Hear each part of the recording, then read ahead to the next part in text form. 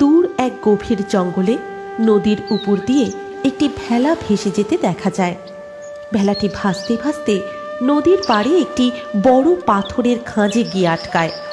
আর বড় পাথরটির উপরেই সেই মুহূর্তে বসে ধ্যান করছিলেন সেই জঙ্গলের প্রকৃতি দেবী।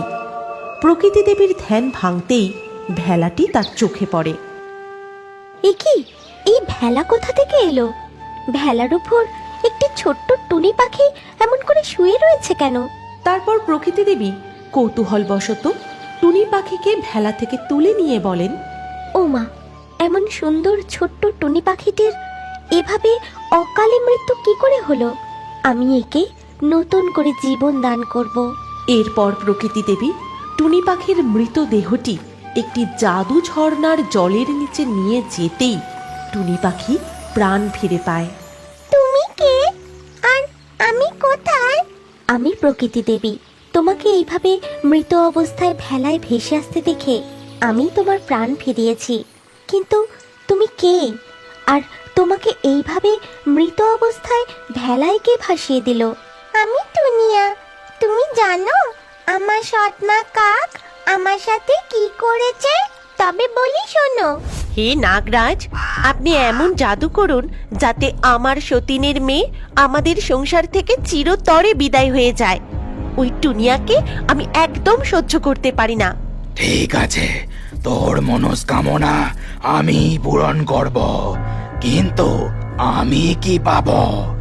আর তুই এমন কাজ কেন করতে চাইছিস? ওই টুনিয়া বেঁচে থাকলে আমার স্বামীর সমস্ত সম্পত্তি দুভাগে ভাগ হবে, কিন্তু আমি চাই আমার ছেলে ওই সমস্ত সম্পত্তির একাই মালিক হোক। আর এই কাজের জন্য আপনি যা করতে বলবেন আমি তাই করব।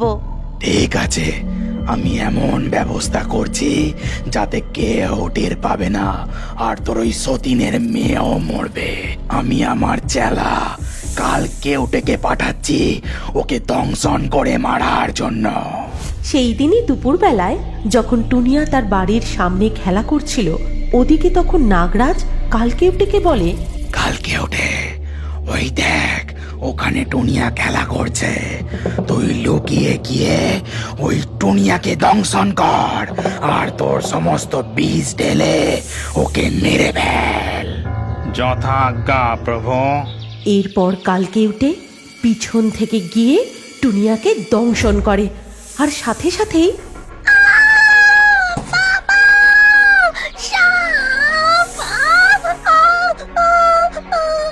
কামড়ানোর সাথে সাথেই কালকেউটে সেখান থেকে পালিয়ে যায়। তখন টুনিয়ার চিৎকার শুনে টুনিয়ার বাবা টুন্না সেখানে ছুটে আসে।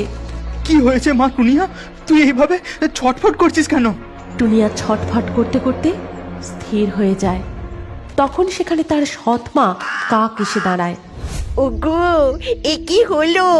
আমাদের টুনিয়াকে যে কালকে উঠেতে কামড়েছে, ও যে আর বেঁচে নেই গো। না না, এটা হতে পারে না। আমাদের টুনিয়াকে বাঁচাতেই হবে। শুনেছি গভীর জঙ্গলে এক গুহায় নাগরাজ থাকেন, তার কাছে টুনিয়াকে নিয়ে গিয়ে ওর প্রাণের ভিক্ষা চাইবো। হ্যাঁ, আমি তো চিনি ওনাকে। উনি খুবই ভালো নাগরাজ। ওখানে গেলে উনি নিশ্চয়ই কোনো না কোনো উপায় বলে দেবেন। চলো আমরা সেখানেই যাই। এরপর তারা টুনিয়ার মৃতদেহ নিয়ে জঙ্গলের পথ ধরে নাগরাজের কাছে গিয়ে পৌঁছায়।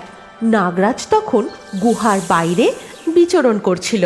প্রভু নাগরাজ, আমাদের মেয়ে টুনিয়াকে একমাত্র আপনিই বাঁচাতে পারেন। আপনি বাঁচান আমাদের মেয়ে টুনিয়াকে, বাঁচান প্রভু। হ্যাঁ প্রভু নাগরাজ, ওকে যে কালকে উঠেতে দংশন করেছে, ওকে আপনি বাঁচান প্রভু, বাঁচান। টুনিয়াকে তো দেখছি খুবই বিষাক্ত সাপে দংশন করেছে, আর সেই বিষে তো মারাও গেছে। আমার আর কিছুই করার নেই।